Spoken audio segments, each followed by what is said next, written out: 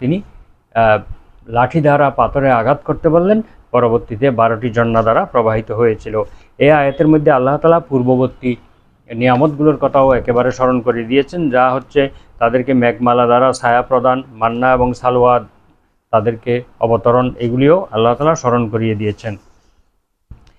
এই ঘটনাটি তিহের প্রান্তরে ঘটেছিল বলে তফসিরে মারিফুল কোরআনেও উল্লেখ রয়েছে।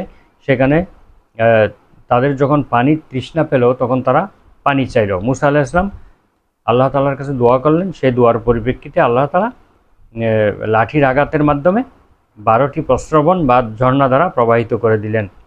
আয়াতে বলা হয়েছে যে মুসা আলাইহিস সালাম নিজ সম্প্রদায়ের প্রয়োজনে পানির জন্য দোয়া করলে আল্লাহ তাআলা তার দোয়া কবুল করে পানির ব্যবস্থা করে দেন। এই আয়াত থেকে বোঝা গেল যে ইস্তিসকা শব্দের অর্থ হলো পানি প্রার্থনা করা।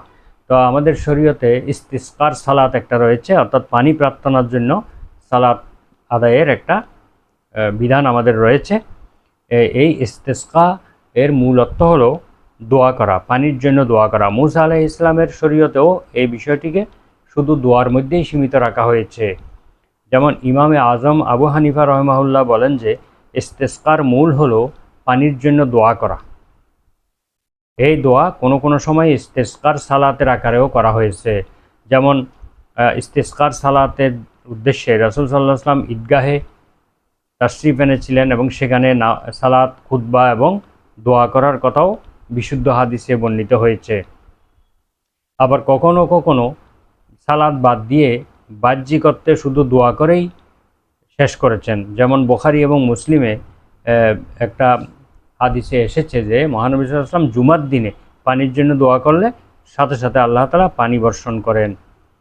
তো এটা ইস্তিসকার সালাতের আকারে হোক বা দোয়া রূপে হোক, তা ক্রিয়াশীল এবং গুরুত্ববহ হওয়ার জন্য পাপ থেকে তওবা, নিজের দিনহীনতা ও দাসত্বসুলভ আচরণের অভিব্যক্তি একান্ত আবশ্যক।